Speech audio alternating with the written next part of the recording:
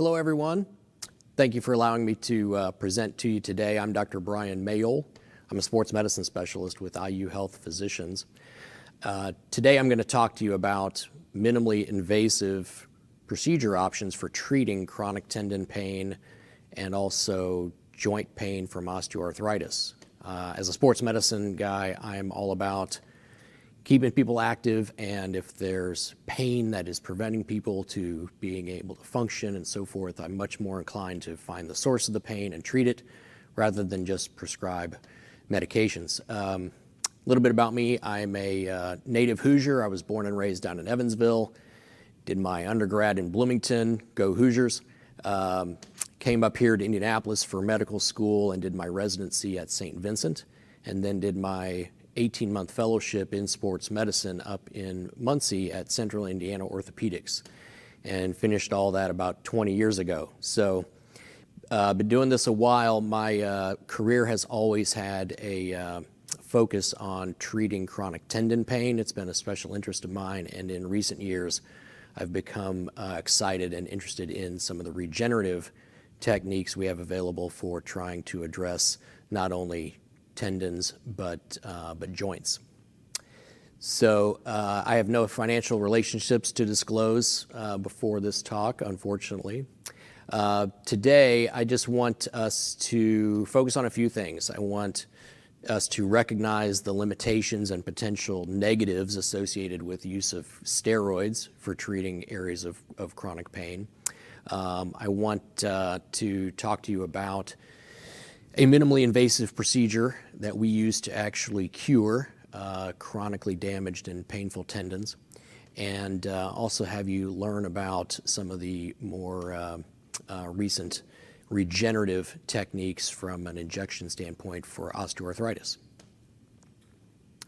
So these are a number of the most common tendinopathies that we see, and I'm sure these look familiar, to most of you. I use the word tendinopathy and not just tendinitis because the majority of chronic tendon pain is not just tendinitis. Tendinitis, implying inflammation, is usually just a fairly acute situation and not a source of chronic pain usually. At the Achilles, you can have tendinopathy at the insertion at the back of the calcaneus, but you can also have thickening and pain at the mid portion as sort of a distinct animal. All of the others, including the gluteus medius and minimus insertions on the greater trochanter, are sometimes called bursitis, but it's actually only a fairly small percentage of those patients who actually have chronic bursa inflammation as the source of their pain. Most of them have muscle and tendon degeneration as the cause of their lateral hip pain. If we think about inflammation, realize that inflammation is a normal part of tissue healing. It is not always a bad thing. In fact, it's a very important thing in early stages.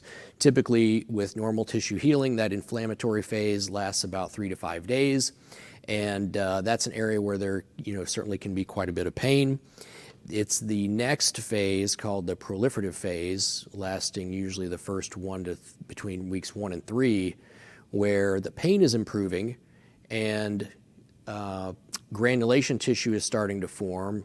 The body's fibroblasts are starting to lay down new collagen, and usually at this phase, people are starting to feel better. Now, this is the phase where they can get into trouble because that tissue is not very strong yet. That collagen has not had a chance to mature. They are really subject to re-injury in that proliferative phase, and so that's a phase where not just rest is ideal, but actually doing some rehab, but returning to activity in a very controlled fashion. Unfortunately, too often we rush back into things, or our job requires us to get back to doing things, and it's usually in this phase where people develop a chronic problem with their tendons. The maturation phase for tissue healing, including tendons, unfortunately takes months because collagen does not replace itself very quickly based on blood supply and so forth. And unfortunately, our patients don't want to hear that these injuries take months to heal and not weeks. If we talk about tendinosis, which implies degeneration of the tendon, The tissues, regardless of the source, whether it's Achilles, whether it's plantar fascia, whether it's patellar tendon, whether it's the extensor carpi radialis brevis at the lateral elbow, the tissue all shows the same type of stuff. Areas of degeneration and sometimes partial tears, areas of necrosis. There are new blood vessels that will grow into that tissue, but the uniform finding in microscopic examination of tendinosis is a lack of inflammatory cells. And so most people are understanding this, nowadays, that we can't just treat these things with anti-inflammatories, but sometimes we don't necessarily know what else to do. Realize that normal tendon looks dramatically different from abnormal tendon or areas of tendinosis. The picture on the right is histologic section of tendinosis. Notice the little blood vessels that have grown into that tissue. On the left, those normal tendon fibers composed of collagen have very few nucleated cells. They run in parallel and look dramatically different. When we talk about tendinosis, regardless of the body part, we're talking about damaged tendon, which has areas of unhealthy tissue surrounding normal tendon fibers. So you don't just have a patch of bad tissue and then normal tendon. The normal tendon fibers are surrounded by unhealthy degenerative tissue. We see those new blood vessels that I mentioned growing into that tissue. And one clue as to why these tissues hurt has come from the understanding that what usually accompanies blood vessels are nerves. And so if we get the ingrowth of nerve endings into that tissue, then that can obviously be a source of pain where normally there wouldn't be. Normally, tendons don't have nerves within the tendon fascicle. The innervation of the tendon is isolated to what's called the peritoneon, or essentially the little sleeve around the tendon. And there's evidence that these degenerative tendons will have nerve endings in that tissue. So why does this matter? Well, chronic tendinosis is a huge burden. We all know people and probably have ourselves dealt with chronic tendon pain in one area or another. It can affect a lot of people in multiple locations. It's not unusual for me to have patients come in who have various areas of tendon pain, and they've gotten to the point where they can't really function because everything hurts, and they kind of get the impression they've got some disease that's attacking their whole body, when really it's just common stuff that has been adding up in their case. These issues prevent people not only from being physically active with athletics or sports, but it interferes with their ability to work. It interferes with their ability to sleep. It interferes with their ability to perform numerous activities of daily living. What are their options for treatment? Well, on the left, we see some of the conservative treatment options that we typically would start with: having a patient rest, maybe use ice, maybe prescribe some over-the-counter anti-inflammatories or other medications, maybe prescribe physical therapy. Among those options, I'm a proponent of rest and physical therapy based on what we talked about in terms of normal tissue healing. Ice and over-the-counter anti-inflammatories, in my opinion, should just be done as needed, because those efforts to reduce inflammation are not necessarily helping promote tissue healing. Fortunately, the use of cortisone injections is on the decline as more and more people get the word that studies have shown in the long run they actually do more harm than good. It's true that cortisone injections can greatly alleviate pain, typically for 2 months, and then after that the pain is usually back, and the real downside is that cortisone will denature that tendon and make it harder to ultimately heal in the long run. On the opposite side of the spectrum, you've got the fully invasive open surgical options for removing the damaged tendon and then reattaching healthy tendon to bone. But that comes with lengthy recovery times, and new scar tissue will form, and the outcomes typically are not outstanding with those procedures. And even most orthopedic surgeons try not to offer that to patients who don't really need it.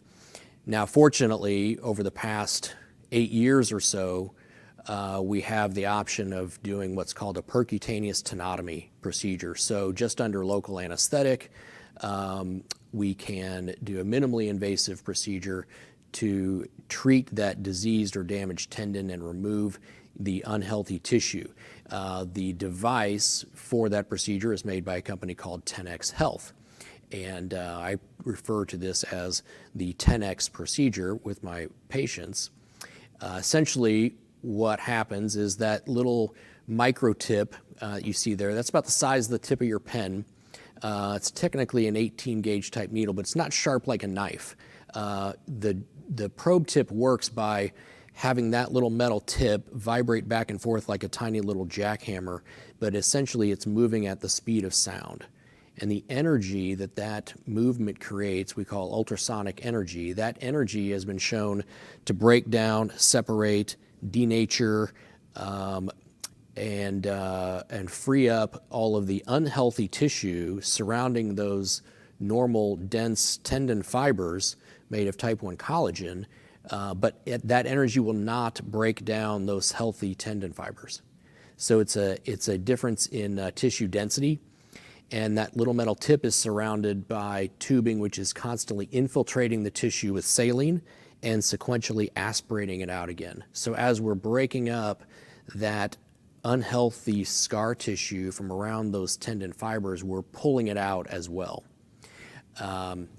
So it's a very safe procedure because we're not damaging healthy tendon. All we're doing is without using a knife or anything like that, we're just delivering energy to remove the unhealthy stuff. What are some alternatives to doing this Tenex procedure or doing surgery? Well, conservative treatments, which I always start with, include physical therapy, which I think really should include a manual technique known as ASTIM. That's a technique that helps to free up adhesions and promote tissue healing, increase blood flow to the area. Therapists also should focus on the eccentric strengthening phases and the kinetic chain issues that patient probably has. Then there are injectable options like PRP, which of course is platelet-rich plasma, or various stem cell injections. And you'll hear in a little while why I use air quotes sometimes when we say stem cells. Steroid injections are an option sometimes. Like I said, we try not to do too much of that.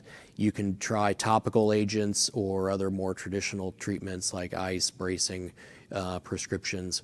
But realize that none of these options listed here will actually remove the degenerative tissue from around those tendon fibers like the Tenex procedure or a more invasive surgery will do. There's a ton of supporting evidence. This is just certainly an incomplete sample of studies that have been published proving the safety and benefit of the Tenex procedure for various areas of the body that we showed earlier. My experience in doing this procedure for the past 6 years is very similar to what the data shows, that depending on which area of the body we're talking about, the procedure is very effective 80 to 90% of the time. So for a really challenging problem like chronic tendon pain, that's a really good rate of success. Who should not be getting a Tenex procedure for their tendon pain, in my opinion? If they have poorly localized pain, or not necessarily multiple tendons that have problems, but if they have multiple areas of pain around, let's say, their lateral elbow, or if they have significant hyperesthesia, even to touch, indicating that they have a lot of what we call neurogenic inflammation going on. That needs to be calmed down before trying to do this procedure to treat them. If their history or exam is not consistent, maybe they have a different diagnosis, whether it's a radial tunnel syndrome, if we're talking about the elbow, for example, or something like that. Or if they are appropriate for the procedure, but they're not ready to do the proper care after the procedure in terms of being able to rest the extremity and so forth, either because of work obligations or their desire to continue their sport, then the surgery should probably be postponed. The really good candidates are the ones that can point with one finger and say, I still have pain right here, whether they're talking about their patellar tendon, their Achilles, their elbow. Usually their pain is localized. and it's consistent and it's ongoing. And usually we will look at that tendon under ultrasound in the office, confirm that it shows evidence of tendinosis. If sometimes there's question about whether it's only the tendon that's hurting or not, or if they have other tissue in the area that's also a problem, we may do a little diagnostic local anesthetic injection under ultrasound guidance into the tendon itself and see if their pain disappears right after that injection. If it does, then it makes sense to consider Tenex for that person. I usually only do Tenex if somebody's had months of consistent pain in that region that has not gotten better with other conservative treatment, mainly physical therapy. And I prefer that they not have had cortisone injections, just because of the potential for that tissue to have a harder time healing in the long run after the cortisone. Basically, this is a typical setup for when we're doing the procedure. The little probe is just handheld. We have the ultrasound transducer in the other hand. We make just a little 1 centimeter skin incision in order to get the probe down into the tissue where we want it. Under ultrasound, we can see the unhealthy looking area of the tendon, or what we call the hypoechoic and degenerative region. And we can watch as we advance the probe tip down into the unhealthy area, and then we let the probe do all the work. This is an ultrasound image of what a normal rotator cuff supraspinatus tendon insertion looks like. You'll see, if I can make this little cursor here work. Okay, there it is. You'll see that throughout here, this is all consistent, uniform, light gray tendon fibers. Okay, this looks good. This is an example of what we call hypervascularity in a diseased Achilles tendon. So all of this increased blood flow in the tendon would not be normal. If we're talking about an Achilles, this slide shows a normal looking tendon at the top. Okay, you're looking at the back of the calcaneus there and the tendon running down the length.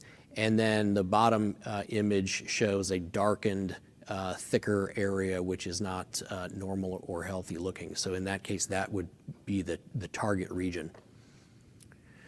Again, normal looking ECRB, or extensor carpi radialis brevis, coming off of the lateral epicondyle. Uniform consistency throughout the normal thickness of that tendon.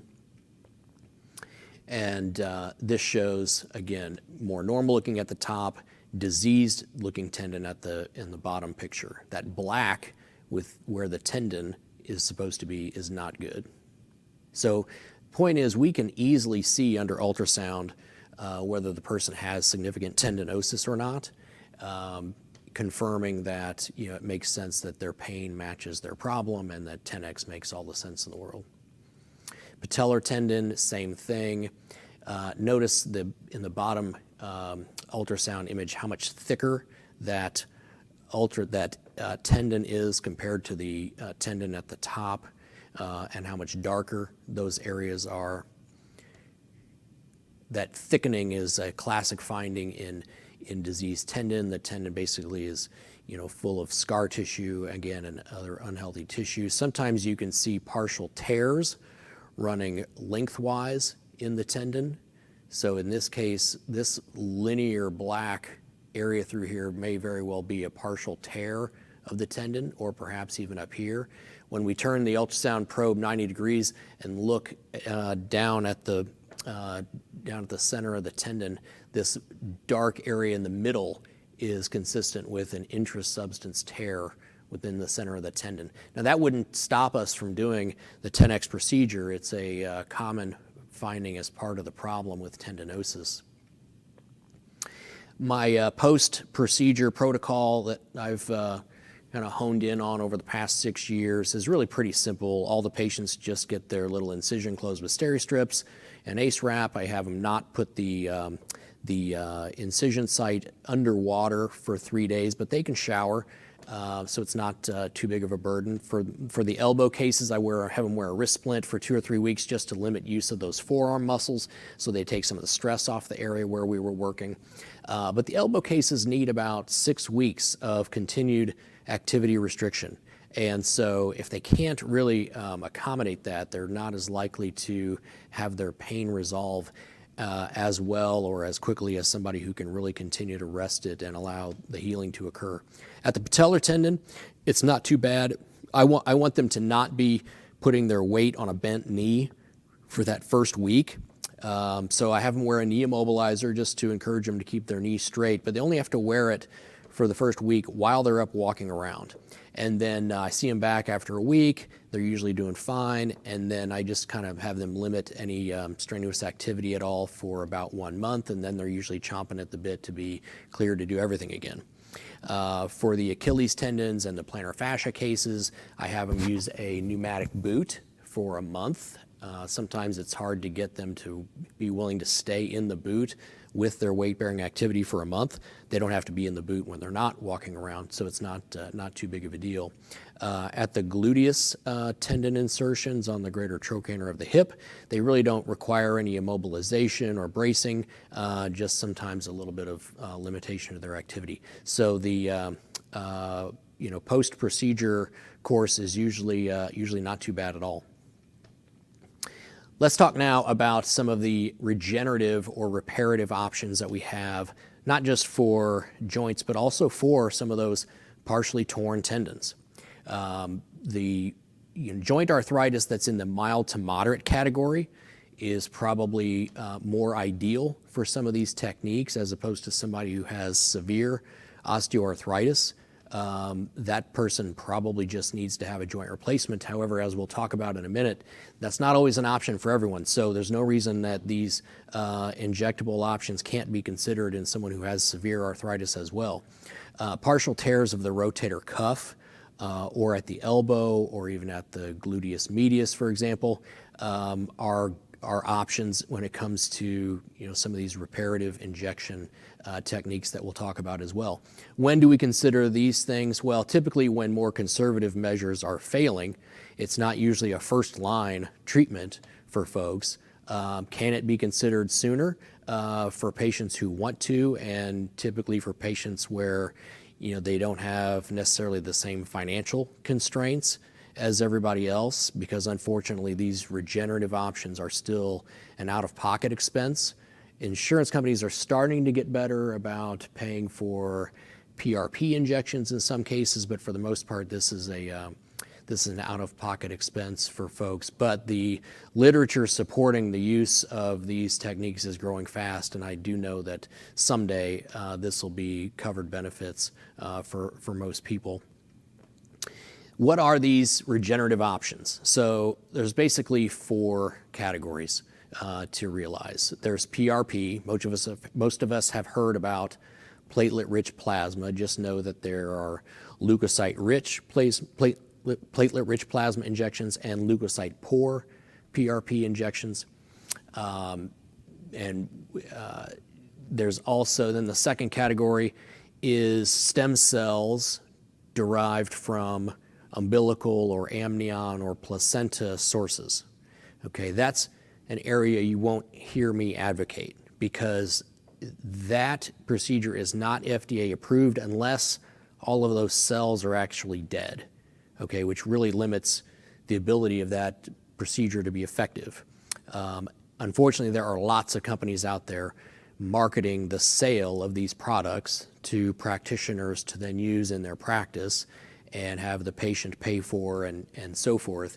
The reality, though, is that you're probably better off just doing PRP and not using those umbilical or amnion or placental sources for the tissue. BMAC is the next category. BMAC stands for bone marrow aspirate concentrated. That means taking a sample of the patient's own bone marrow, concentrating or spinning it down using a centrifuge, and then injecting those cells into the desired area, whether it's joint or tendon. And then there's adipose, so using the patient's own fat and the cells available within that fat, saline washed and then microfragmented using syringes to then inject the fat into the desired area. Let's talk about PRP specifically for a second. PRP is autologous, so you're taking the patient's own blood. It's easy to obtain just with a simple blood draw. Like I said, there's leukocyte-rich and leukocyte-poor PRP. The leukocyte-rich is generally considered to be preferred if you're doing soft tissue or tendon injections. The leukocyte-poor, meaning fewer white cells, is usually preferred for injecting into joints, although opinions on this vary. There's a lot more data that needs to be flushed out or done. Studies need to be done to determine really what the best concoction is from a success standpoint for different things that you're trying to treat. There are a lot of studies proving that it's safe. The efficacy tends to be quite variable, again, depending on the part we're talking about. For example, it has been shown not to be very effective at all for partial tears of the rotator cuff. So I wouldn't recommend patients go to somebody for PRP injection for the rotator cuff. It would probably be a waste of money. And right now, most places offering PRP injections charge anywhere between $700 and $1,200 for it. The thing about PRP is there's really fairly limited potential for true tissue regeneration. I mean, yes, you're calling in some cells and some chemicals to help with tissue repair, but you can't really repair a brick wall with just mortar. You got to have the bricks as well. And that's one of the differences between PRP versus stem cell injections. Now, why do I do air quotes for stem cells? We'll get into that in a minute. So when it comes to treating osteoarthritis overall, what are our options? Well, of course, there are the non-invasive options, which certainly should be considered. Physical therapy, focusing on improving biomechanics, sometimes bracing is a helpful idea. Ice as needed, and when necessary, use of oral and topical anti-inflammatories. The oral NSAIDs probably should be used sparingly, given what we know about their potential side effects. I recommend the topical anti-inflammatories like diclofenac gel routinely, especially for smaller, more superficial joints. There are injectable options. When we talk about the knee joint, we have hyaluronic acid preparations that are usually covered. Some payers are not good about covering them, but Medicare is great about it. Some of the brands offer a single injection, and others are a series of anywhere from 3 to 5 injections. They're all potentially beneficial. The corticosteroids are an injection option when we need them. Either the traditional short-acting steroids, and there are a lot of different options from low potency to high potency steroids. Zilretta is a newer long-acting steroid preparation for the knee osteoarthritis. It uses a microsphere formulation to allow a time release of triamcinolone over the course of several months. So it'll stay in the knee active for several months. It's actually a really good option for use in patients with diabetes because you don't get those sudden spikes in blood sugar and so forth because it's more of a time release mechanism. But we know that steroids and even local anesthetics injected into joints is harmful to the tissue, including the chondrocytes. And so that brings us to these regenerative options that we're starting to talk about, including PRP. I don't, like I said, advocate for the allogeneic stem cell products from umbilical and placental and amniotic sources, but the autologous stem cells, which we can get from our own bone marrow and our own fat. And why do I have stem cells in quotes?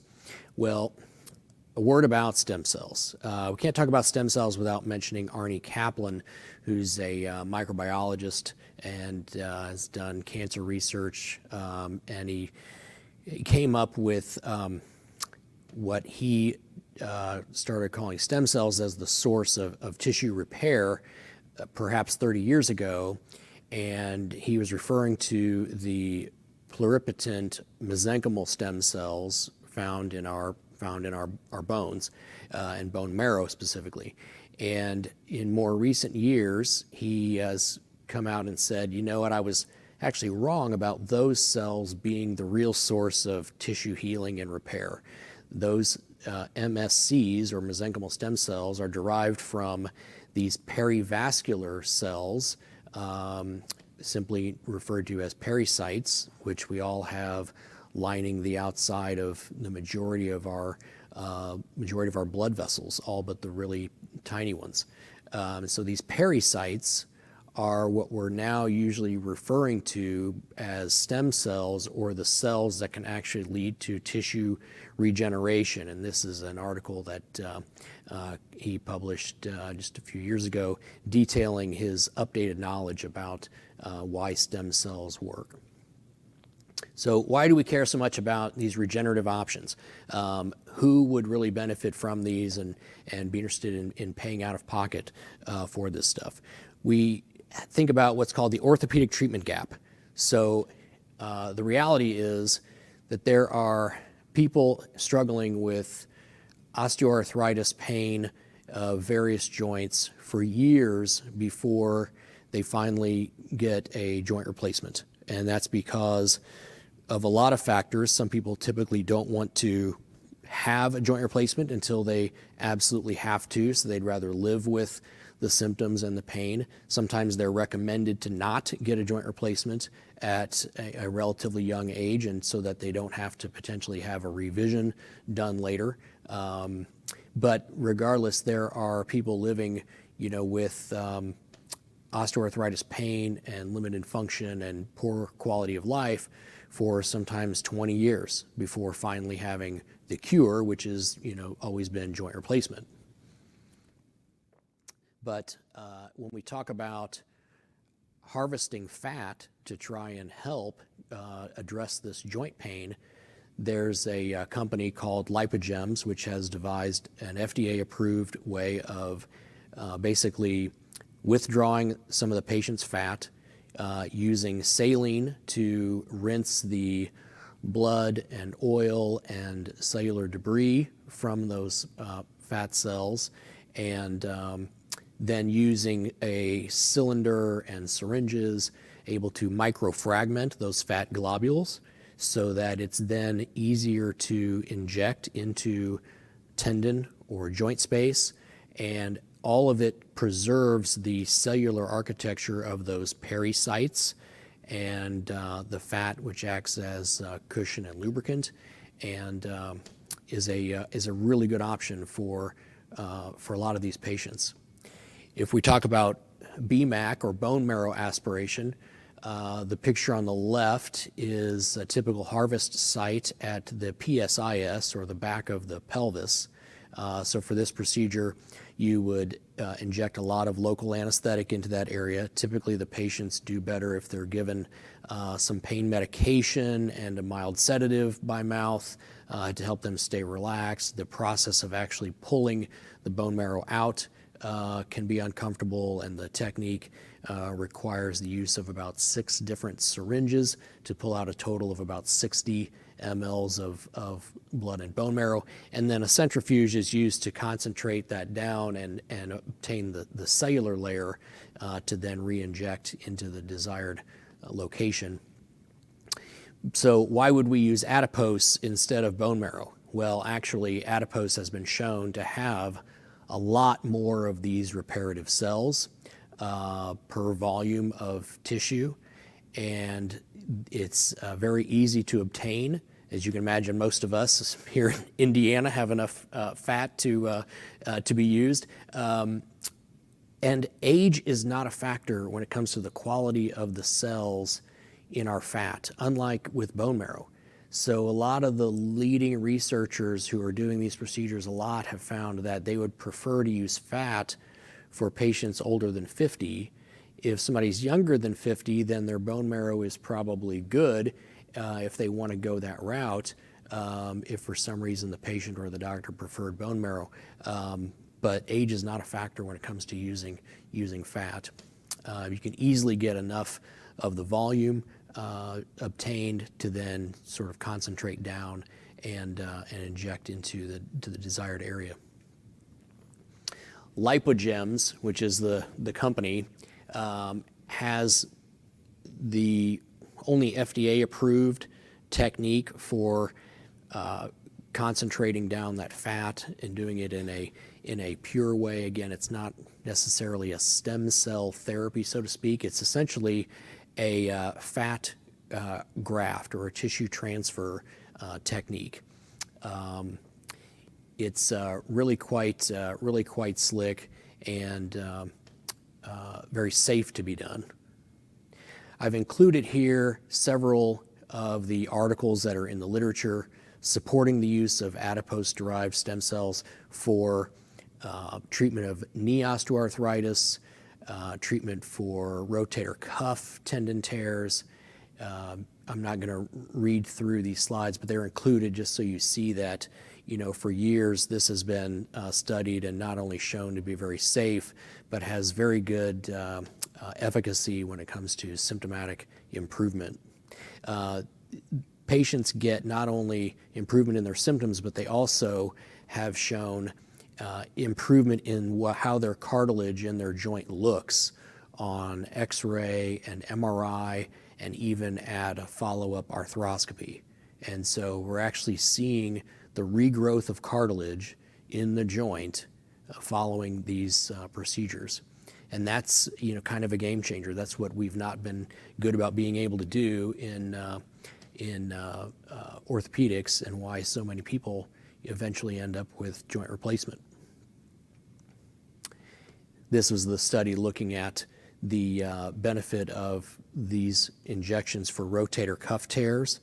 Unlike PRP injections for rotator cuff tears, this process is being shown to greatly reduce the size of the defects in these tears, both on MRI and in arthroscopic surgeries post-procedure. So feel free to review some of those details. Realize this, these stem cell injections are being marketed all over the country, oftentimes by people who are really not qualified to be doing them or don't maybe necessarily know what they're talking about. They're buying these umbilical sources and convincing the patient that it's going to make them have a new knee again. I've had patients come to me and say, hey, I went to this seminar where they were charging $13,000 per knee to have this injection done, and it wasn't even a physician that was promoting it or even going to be performing the procedure. And so, this study looking at, who was doing these in California and Florida and Texas, unfortunately was quite eye-opening when it came to, who's actually promoting and doing stem cell procedures. So you want to make sure your patients realize that it matters who they go to and who they talk to. Lipogems is being used at leading institutions around the country, and we will be doing it very soon at our Hip and Knee Center, at IU Health at Saxony, that's up in Fishers. There are now more than 80 peer-reviewed publications. 95% of those publications are independent research supporting the benefit and safety of lipogems as a regenerative technique for tendon tears and osteoarthritis. With lipogems, as we talked about, there's enough fat easily harvested that you can actually treat more than one site at a time. So in one setting of doing the liposuction technique and harvesting some of the patient's fat, you can then microsize the fat and re-inject it into more than one area. So if they have two knees that are bad, or if they have a rotator cuff that's partially torn and a joint that's bad, you could actually treat both of those areas at the same time. As I mentioned, Lipogems has an advantage in patients over the age of 50 who may have diminished quality marrow cells.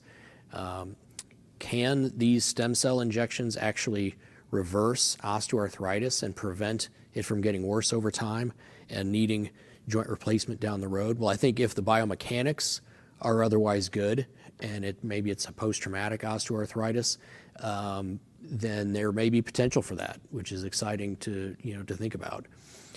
This is right now a cash-only type of procedure, and most institutions are charging $3,000 to $4,000 for this. That includes the cost of the Lipogems kit, which costs about $1,500. So that's one of the reasons it's pricey. But I think at IU Health, I'll be finding out soon what we're going to charge, which I anticipate will be quite a bit lower cost for patients. For your patients, keep in mind that the objective first is to do no harm.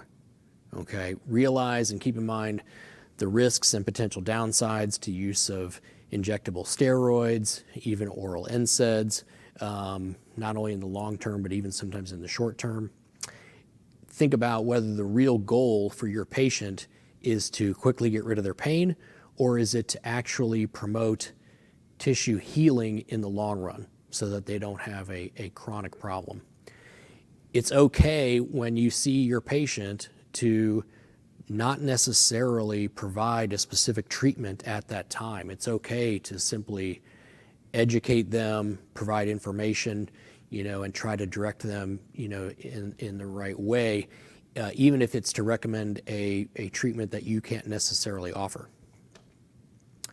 Happy to take questions, and if any of the above options, we've talked about today, various conservative treatments, steroids, hyaluronic acid injections, Tenex, PRP, BMAC, Lipogems.